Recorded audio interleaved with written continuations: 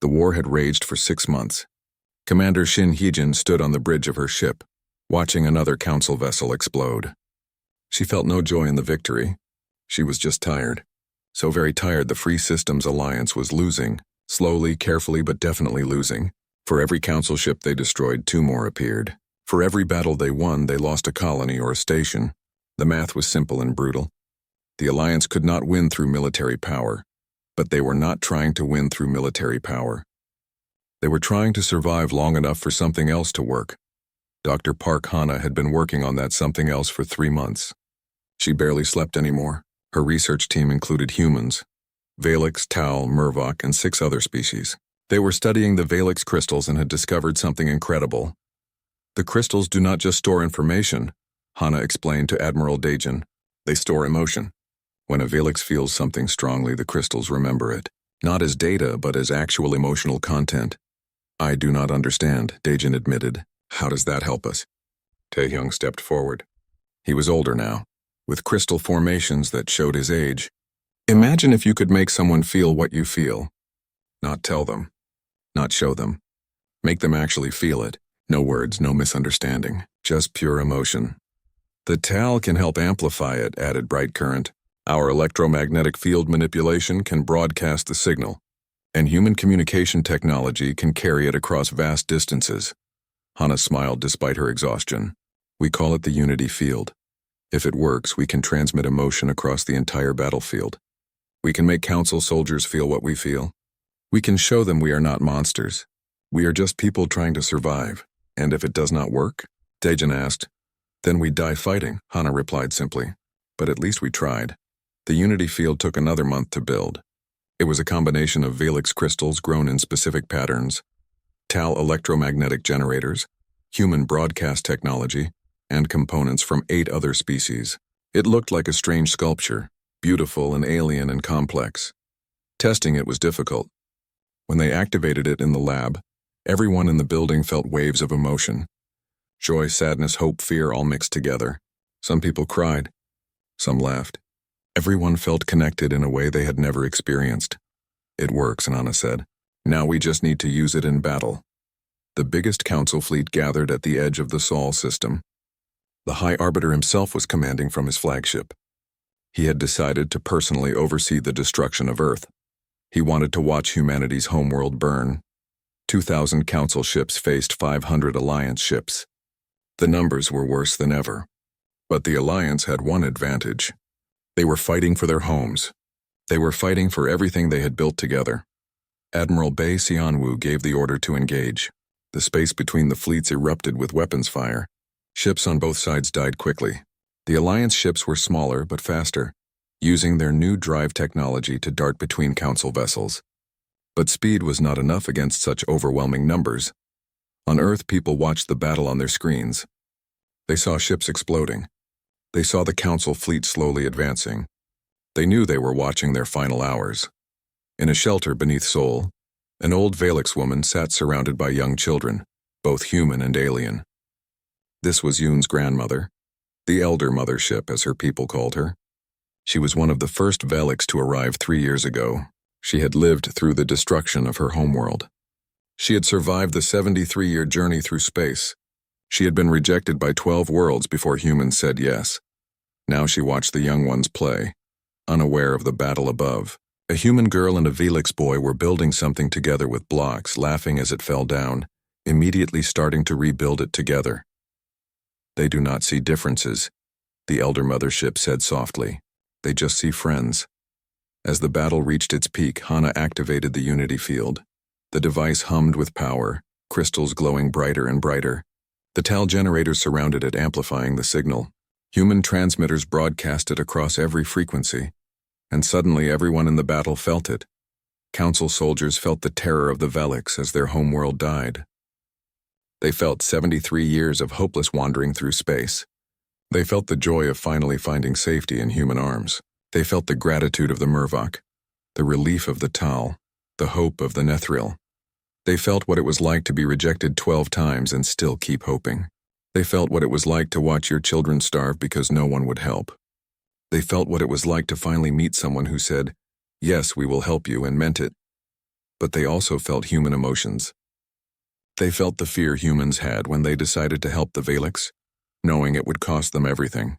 They felt the determination to do the right thing even when it was hard. They felt the pride of building something beautiful with people who looked nothing like them. On the Council flagship, a gunner named Rethus felt all of this. He was Kryn, the same species as Counselor Vexthar. He had been trained since childhood to see humans as weak, as dangerous, as inferior.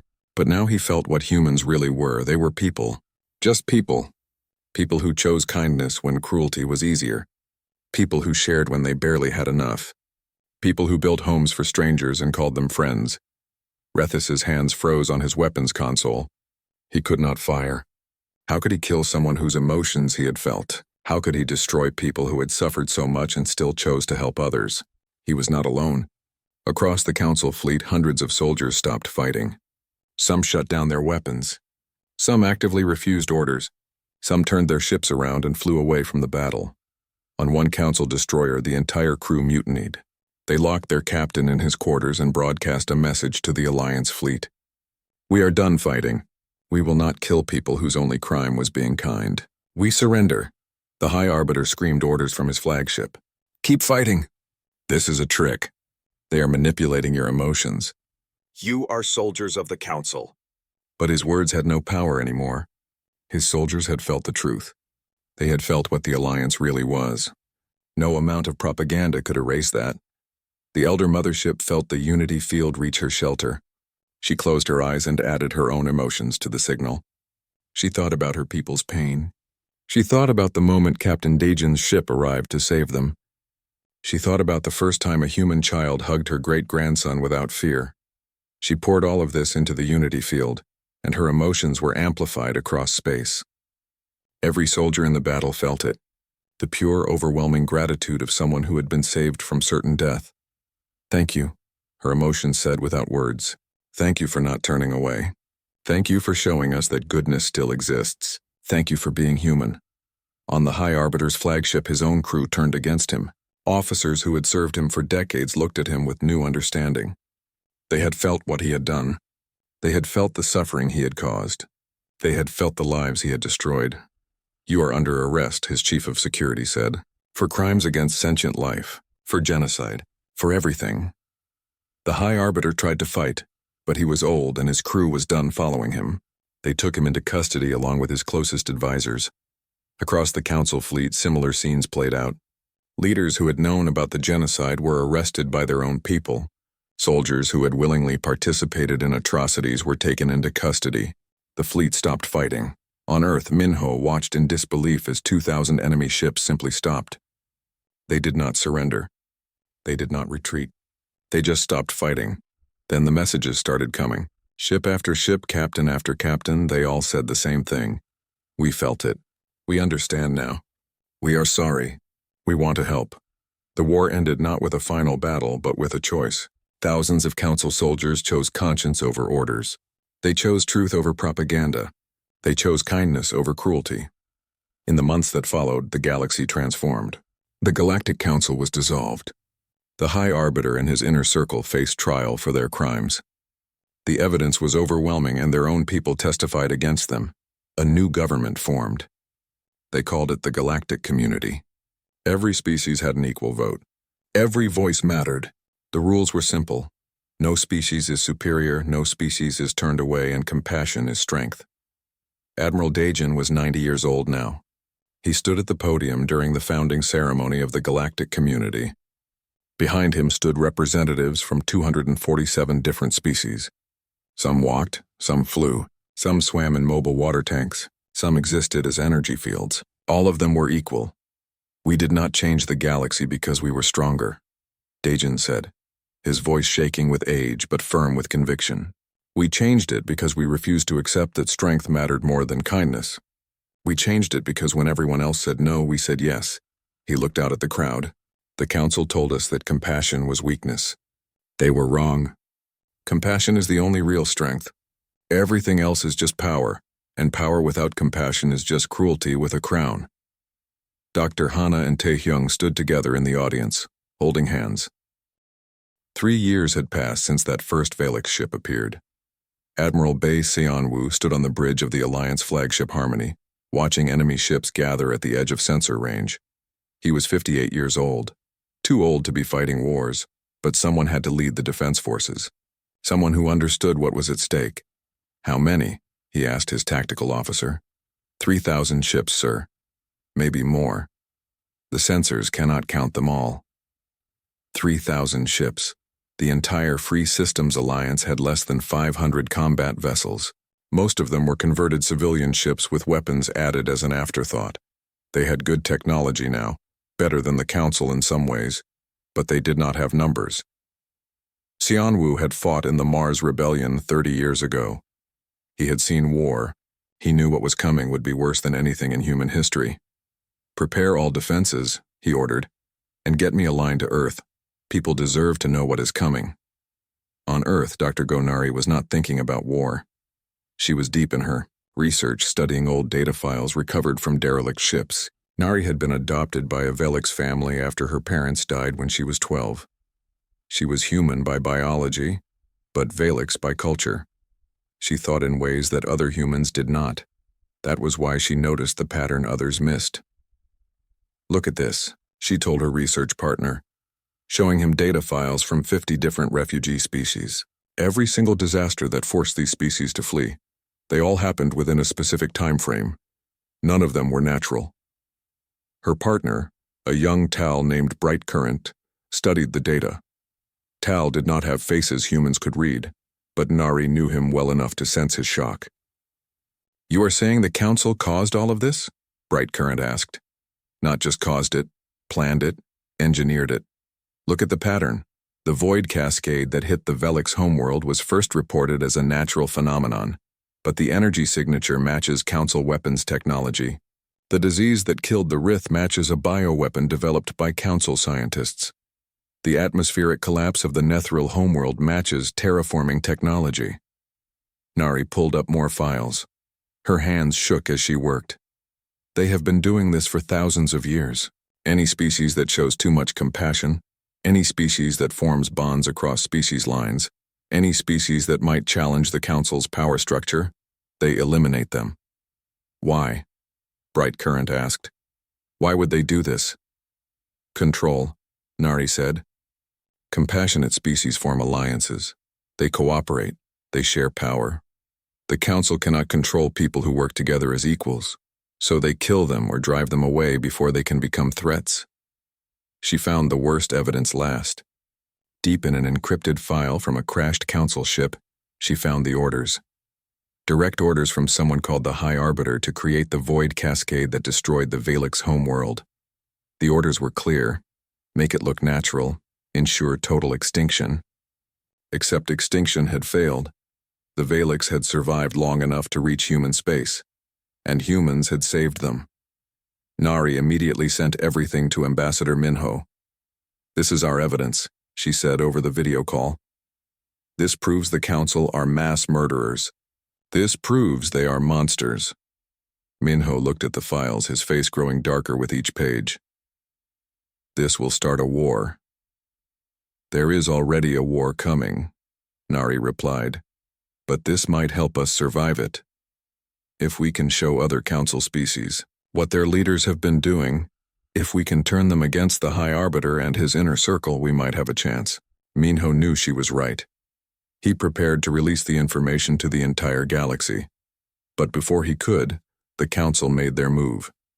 A massive explosion destroyed the Talus trading hub, a neutral station where dozens of species met to trade.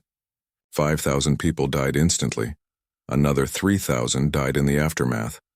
The evidence, planted expertly by Council agents, pointed directly at the Free Systems Alliance. Within hours, the Council's propaganda machine was running at full power. They showed footage of the explosion over and over. They showed grieving families. They interviewed survivors who swore they saw Alliance ships near the station. It was all lies, but it was convincing lies. The galaxy, already suspicious of the Alliance, believed it.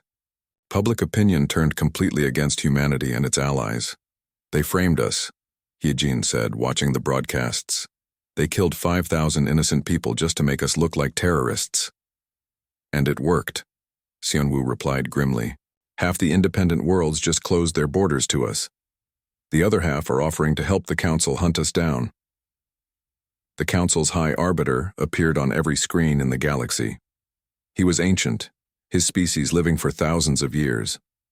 He looked almost human, except his eyes were completely black and his skin had a silver sheen. The Free Systems Alliance has shown its true nature, the High Arbiter said. His voice was calm and sad, like a disappointed grandfather. We offered them peace. We offered them guidance. They responded with violence and terror.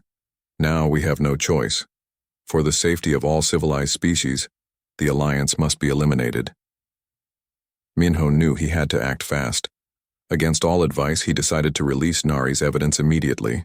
He broadcast it to every corner of the galaxy, to every news network, every personal communication device, every ship's computer. The Council calls us terrorists, Minho said in his broadcast. But look at this evidence. Look at what they have done. They are the real terrorists. They have been destroying species for thousands of years. They destroyed the Valix. They destroyed the Rith. They destroyed dozens of others. And they will keep destroying anyone who does not bow to their power. The evidence was damning. Encrypted files, direct orders, weapon signatures, biological data. It was all there, impossible to deny. But the High Arbiter did not deny it. Instead, he made another broadcast an hour later. Yes, the High Arbiter said simply. We did those things. And we did them to protect the galaxy. Compassionate species are weak. They form sentimental attachments. They value individual lives over the survival of civilization. If we allowed such species to flourish, the galaxy would descend into chaos. We maintain order. We maintain strength. That is our burden. His black eyes stared into the camera. The humans and their alliance do not understand this. They think kindness is strength. They think helping the weak is noble. But they are wrong. The galaxy is a harsh place. Only the strong survive. That is natural law. He paused. And now we will prove it. The Council fleet will destroy the Free Systems Alliance. Every last ship, every last colony.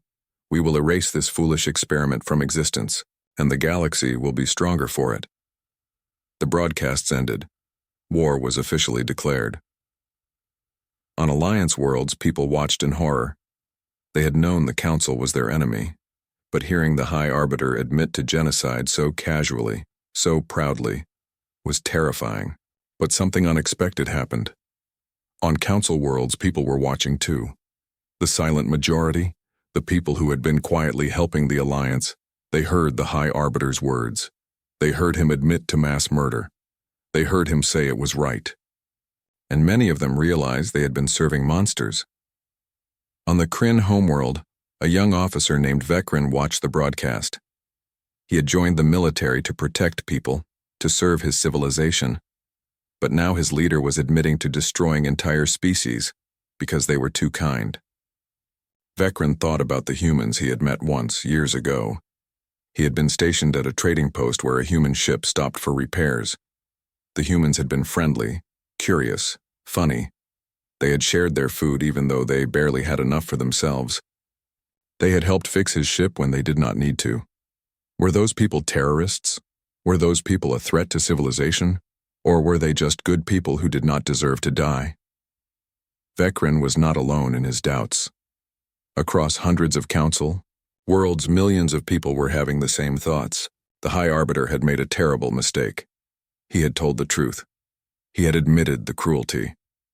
And in doing so, he had finally shown his people what they had been serving.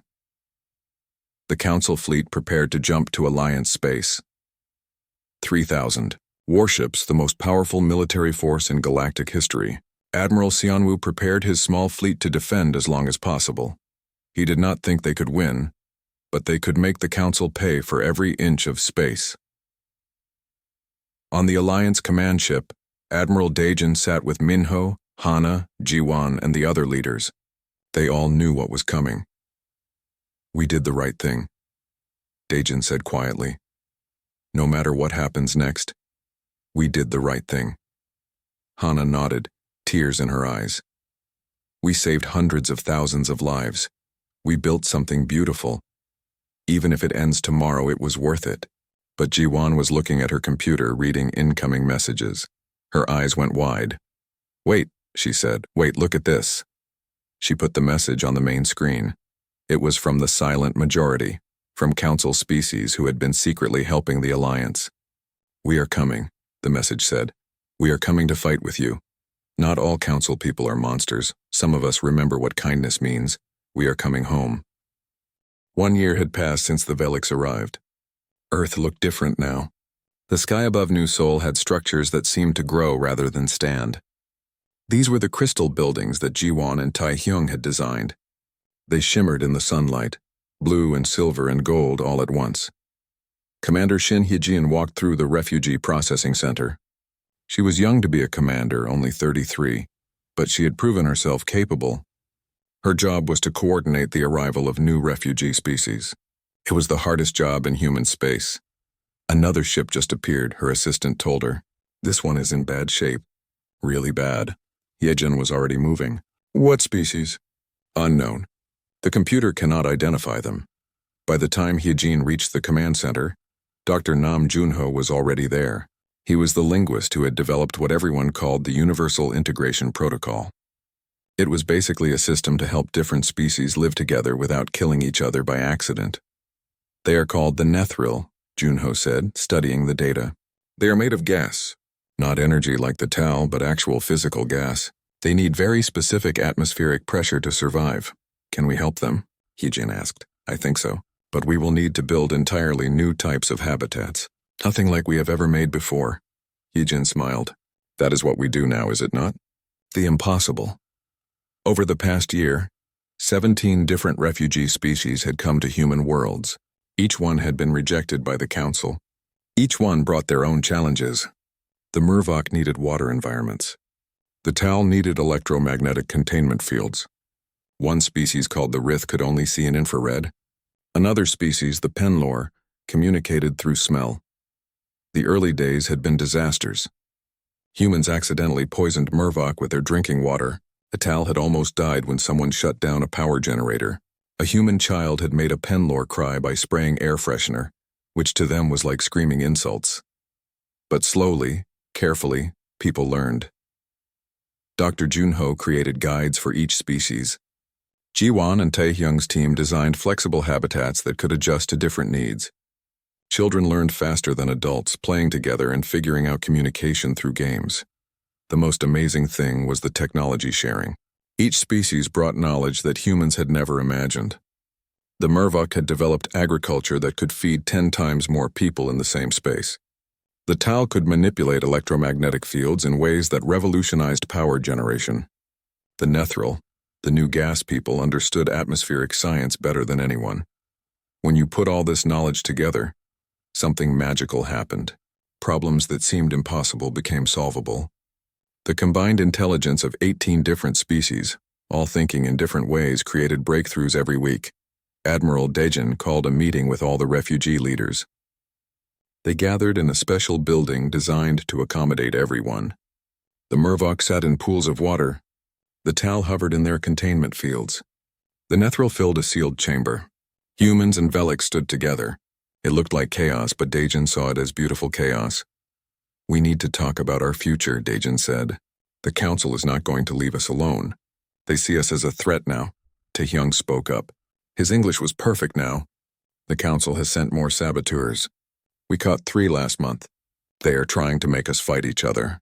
They want us to fail." A Murvok leader who called herself Delish raised one of her 6 arms. "My people have history with the Council. They did the same to us. When we asked for help, they sent us to a poison world. They wanted us to die slowly." One by one, the refugee leaders shared their stories. The pattern was always the same. The Council had not just rejected them. The Council had actively tried to destroy them. The void cascade that killed the Velix homeworld was not an accident. It was a weapon. The disease that killed most of the Rith was engineered. The atmospheric collapse that forced the Nethril to flee was deliberately caused. "They are monsters," Hana said quietly. She had been researching Council history. "They have been doing this for thousands of years. Any species that shows too much compassion, any species that might challenge their power, they eliminate. We cannot just defend ourselves. Commander Hyejin said. We need to organize. We need to become something real. Ambassador Minho had been quiet, but now he stood up. I propose we form a new alliance. Not like the Council, where some species rule and others obey. A real alliance where everyone is equal. The Free Systems Alliance, Jiwon suggested. She had been thinking about this for months. Free from the Council's rules. Free to help each other. Free to choose kindness over cruelty. They voted that day. All 17 refugee species voted yes.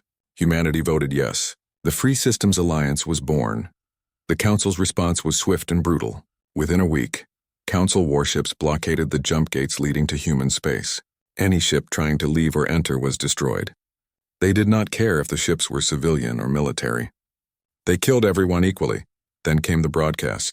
The Council's propaganda filled the galaxy. They said humans were dangerous. They said humans were kidnapping refugee species and experimenting on them. They said the Free Systems Alliance was planning to attack peaceful Council worlds. Most of the galaxy believed the lies, or at least they pretended to believe. It was safer to agree with the Council than to question them, but not everyone believed. On Council worlds, some people watched the real broadcast from human space. They used illegal receivers to see the truth. They saw humans and aliens living together. They saw children of different species playing. They saw cooperation instead of domination. A movement began, small and secret. People called it the silent majority. They did not protest openly because that would mean death, but they helped in quiet ways. They leaked information to the Alliance. They sabotaged Council military equipment. They spread the truth in whispers. Meanwhile, the technology sharing continued. Jiwon and Taehyung made their greatest discovery yet. By combining human faster-than-light theory with Velix crystal technology and Tal electromagnetic knowledge, they created something impossible. It is a new type of FTL drive, Jiwon explained to the Council of Leaders. It does not need the Council's jump gates. We can travel anywhere without their permission. The room went silent. This changed everything. The Council controlled the galaxy because they controlled the jump gates. Without those gates, travel between stars took decades. But with this new drive, the Alliance could go anywhere. How long to build one? Admiral Daejin asked. We built one already, Taehyung said, his crystal body flashing excited colors. We installed it on a test ship 3 days ago. It works perfectly. Build more, Daejin ordered. Build as many as we can. If the Council wants to blockade us, we will just go around them. 3 months later, the first Alliance ships appeared in neutral space, far beyond the Council blockades. They carried goods, medicine, and information. They made contact with independent worlds that had never trusted the Council. The Free Systems Alliance was no longer trapped. They were growing. On Earth, in the parks where human and Velix children played together, a new generation was growing up. These children had never known a time when aliens were enemies. To them, having friends with crystal skin or 6 arms or gas bodies was normal. They learned each other's languages. They celebrated each other's holidays. They created art together that mixed all their cultures. One day, a human reporter interviewed a young girl, maybe 8 years old, who was playing with a Velix child. Are you scared of your friend? The reporter asked. She looks very different from you. The girl looked confused. Why would I be scared? She is my best friend. But she is an alien. The girl thought about this. So, my dad says a long time ago, people were scared of other people just because they had different skin color or spoke different languages. He says that was stupid. Being scared of Reina just because she is Velix would be the same kind of stupid. The reporter asked the Velix child the same question. The young Velix's body flashed thoughtful colors. My grandmother told me about the old days, she said in careful English. She said my people thought we would die alone in space. She said we thought nobody cared. But humans cared. Humans always care. That is why we are friends. The interview went viral across human space. But more importantly, it reached the silent majority on Council worlds. They saw children who were not afraid. They saw a future that was different from the past. The Free Systems Alliance now controlled 47 star systems. 23 different species lived together in relative peace. It was not perfect. There were still accidents, still misunderstandings, still fights. But they worked through it together, and more refugee ships kept coming. The Alliance never turned anyone away. Commander Hyejin and her teams got very good at integration. What used to take months now took weeks. The systems were improving constantly, but the Council was preparing something terrible. Intelligence reports said they were gathering a massive fleet, the largest military force in galactic history. They were done with blockades and sabotage. They were going to end the Free Systems Alliance with overwhelming force. 3 months passed since the Velix arrived. The work never stopped. Every day brought new problems and new solutions. Li Jiwan was one of the engineers trying to build homes that both humans and Velix could use. She was young, only 28, but she loved solving impossible problems. The Velix could not live in normal human buildings. They needed different air, different temperature, and different light. But Jiwan discovered something amazing. When she worked with Taehyung, the Velix scientist, they found a way to grow the Velix crystals into building materials. These crystals could change and adapt. They could create walls that were warm on one side and cool on the other. They could filter air differently in each room. "This is incredible," Jiwan said, touching the crystal wall. "This could change everything. Not just for the Velix, for everyone." Taehyung's body flashed happy colors. His English was much better now. "Velix know crystal growing for many years, but never think to use for buildings. Humans think different, good different. On Mars, the first mixed neighborhood opened. Human families lived next to Velix families. Children played together, even though they looked nothing alike. Human kids taught Velix kids human games. Velix kids showed humans how to make music with their crystal bodies. It was not perfect, but it was working. Then the council ships arrived. 5 massive warships appeared near Earth. They did not attack. They just waited, silent and threatening. Captain Daejin, now promoted to admiral, went to meet them with Ambassador Minho. The council sent one representative.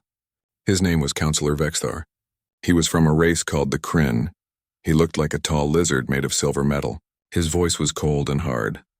"Humans have broken the most important rule of the galaxy," Vexthar said. "You interfered with natural order. You saved a dying species that was meant to die." Minho kept his voice calm, but his hands shook with anger. "Meant to die? Who decided that, you?" "The universe decided," Vexthar replied.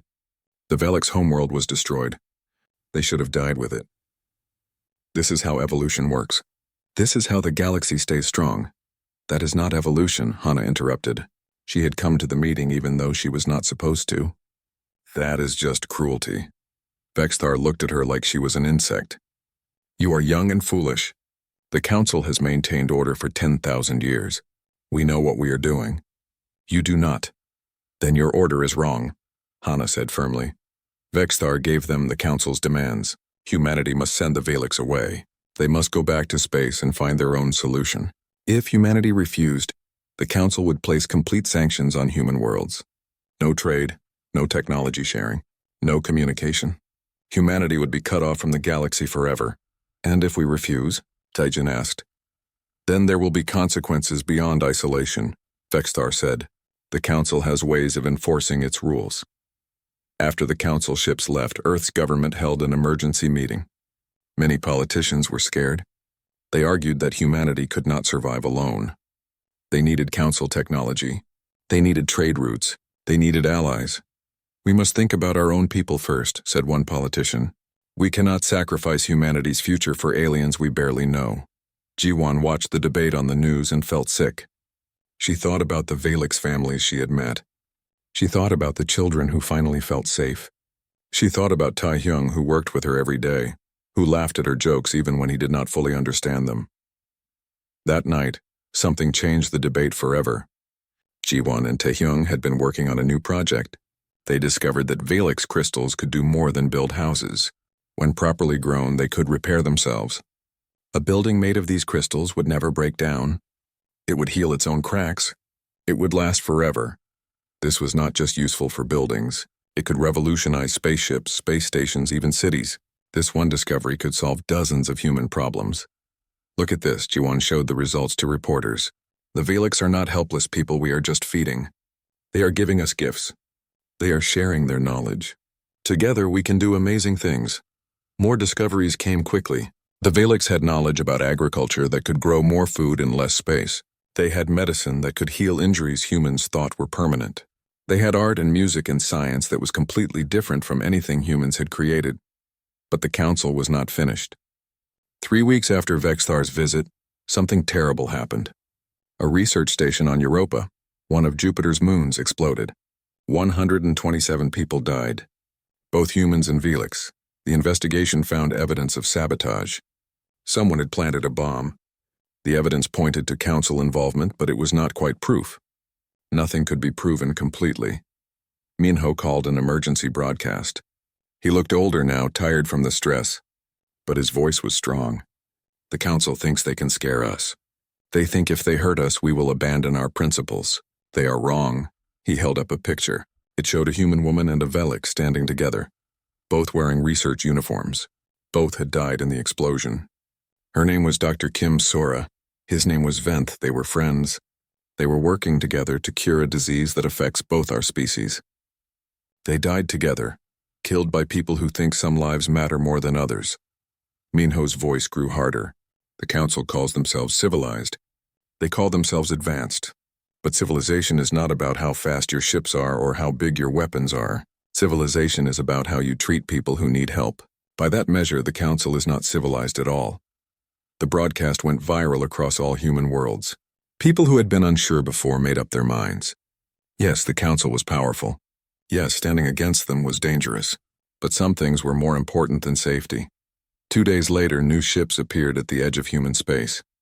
But these were not council warships. These were more refugee ships. 3 of them, carrying different alien races. All of them had been rejected by council worlds. All of them were dying. One ship carried the Mervok, a semi-aquatic people who looked like seals with 6 arms. Another carried beings of pure energy called the Tal, who could barely hold their form anymore. The third ship carried a people who breathed methane gas and could not possibly survive on Earth. The government held another emergency meeting. Some politicians panicked. We cannot take more refugees. We barely have room for the Velix. If we keep doing this, the council will attack us. But Admiral Dajin was already sending ships.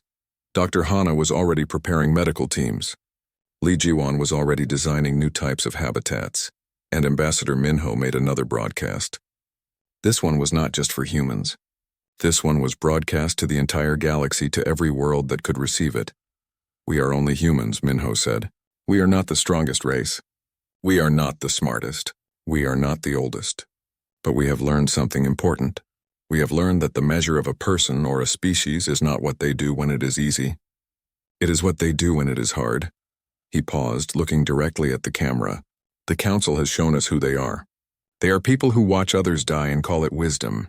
They are people who turn away refugees and call it strength. They are people who value rules more than lives. So let me tell every refugee species, every rejected people, every dying civilization that has nowhere to go. Let me tell you this. Humans will not turn you away. Come to us, we will find a way. We will build bigger. We will work harder. We will make room. Because that is who we choose to be. On the council's home world, the leaders watched this broadcast with growing fury. One of them, the oldest and most powerful, spoke quietly. The humans have made their choice. Now they will learn why we are called the masters of the galaxy. But on Earth, in Luna City, on Mars, and on a dozen human colonies, something else was happening. Humans and Velix worked together through the night. They prepared for the new refugees. They built new homes. They shared resources.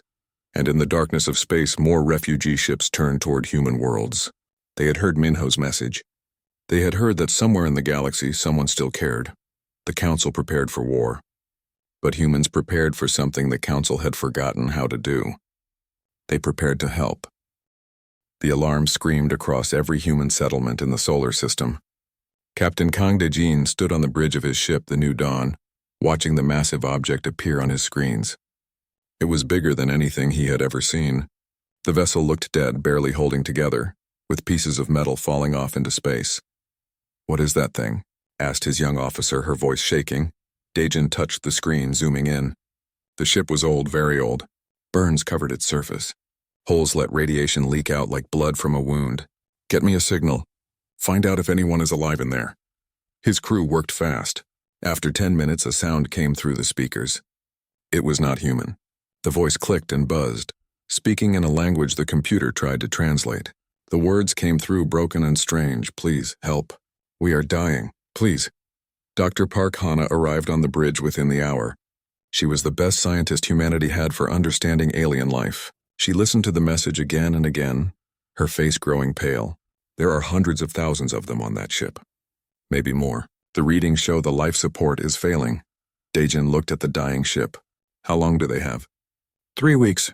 Maybe 4 if they are lucky. Ambassador Choi Minho appeared on the video screen from Earth. His face looked tired and old. He had spent 20 years trying to get humanity accepted into the Galactic Council, the big group of alien races that controlled most of the galaxy. They always said no. They always said humans were too emotional, too dangerous, too caring. Captain, I know what you are thinking, Minho said. But you need to understand something. I just received a message from the Council. They know about this ship. They told me we must not help these aliens. What? Hana stepped forward. Why not? They say these creatures are called the Velix. Their world was destroyed by something called a void cascade. The Velix have been traveling for 73 years. They went to 12 different council worlds begging for help. Every world said no. Daejin felt anger rise in his chest. They left them to die? The council says it is natural selection. They say some species are meant to survive and some are not. They say we must not interfere. Minho paused. They also said if we help these Velix, humanity will never join the council. We will be cut off forever. The bridge went silent. Everyone knew what this meant. Humanity had worked for decades to join the galactic community. They wanted to trade, to learn, to be part of something bigger. Helping these aliens would end that dream. Hana spoke first. How many are on that ship? 340,000, said the computer. 340,000 people, Hana repeated. Living, breathing, thinking people. And we are supposed to watch them die because some council says so? Daejin looked at the ship again. Through the cameras, he could see movement in the few windows that still had light. Shadows moved inside. People. Alien people, yes, but still people. Still alive. Still hoping. He thought about his daughter on Mars. She was only 7 years old. He thought about what he would do if her ship was dying and aliens just watched. He thought about what it meant to be human. Send a message to the Velix ship, he said. Tell them we are coming to help. Captain. One of his officers stood up. The council will destroy us for this. Maybe they will, Daejin said calmly. But I can live with the council hating us. I cannot live with myself if I watch children die when I could save them. Minho's face on the screen showed pain. Daejin, think about this. Think about humanity's future. I am thinking about it, Daejin replied. I am thinking about what kind of humans we want to be. Do we want to be the kind that follows rules while people die? Or do we want to be the kind that does what is right? Over the next 3 days, every human ship that could fly moved toward the Velix vessel. Medical ships, cargo ships, military ships, even private ships owned by families. Thousands of people volunteered to help. They brought food, medicine, tools, and hope. When the first human team entered the Velix ship, they found hell. The air was poison. Bodies floated in the dark hallways. The living Velix were weak and sick. They looked like giant insects made of blue crystal. Their bodies reflected light in beautiful ways, even in death. Hana wore a protective suit and walked through the ship with her medical team. She saw Velix mothers holding their children. She saw old Velix who could not move anymore. She saw young Velix trying to fix machines they did not understand, desperately working to save their people. One young Velix approached her. He could not speak human languages, but he touched his chest and then pointed at her. Thank you. The meaning was clear. Hana felt tears in her eyes. We are going to get you out of here, she said, even though he could not understand. All of you. The rescue took 2 weeks. Humans worked day and night, moving the Velix to safe places. They set up temporary homes on Earth, on the Moon, on Mars. It was chaos. Nothing was perfect. Some Velix could not breathe Earth's air. Some got sick from Earth's bacteria. But humans learned fast and fixed problems as they came. On Earth, people watched the news. They saw the Velix children playing for the first time in safe air. They saw Velix families crying with relief. They saw humans and Velix working together, finding ways to communicate through pictures and gestures. Most humans felt proud. But some were angry. They shouted on the internet that humanity had made a terrible mistake. They said the council would punish Earth forever. They said humanity had chosen aliens over its own future. Daejin did not care about the angry voices. He stood in the landing bay and watched the last group of Velix leave their dying ship. An old Velix, moving slowly, stopped in front of him. The alien touched its chest, then touched Daejin's chest. The message was clear. You saved us. We are forever grateful. 3 weeks after the rescue, the message came from the Galactic Council. It was short and cold. Humanity was officially banned from joining the Council. All trade was cut off. All communication was ended. Humanity was alone. Minho read the message on the news. His voice was steady. The Council has made their choice. They chose rules over life. They chose power over compassion. So let me be clear about humanity's choice. We choose kindness. We choose life. And if that means we stand alone, then we stand alone with pride. The broadcast ended. Across the planet, humans looked up at the stars.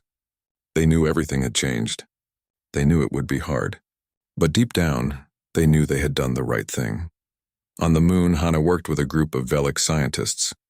They were learning to communicate better now. One of them, who chose the human name Taehyung, managed to speak a few words in broken English. "Why?" he asked. "Why save us?" Council said no. "Cost too much." "Why?" Hana smiled. "Because you needed help." "That is enough." Taehyung's crystal body flashed with colors. Hana was learning this meant strong emotion. Human strange. Good strange. Yes, Hana agreed. We are very strange. In space, the old Valix generation ship finally broke apart, its last systems failing. But it did not matter anymore. Everyone who lived on it was safe now. The ship's death was not a tragedy. It was just the end of an old story. A new story was beginning.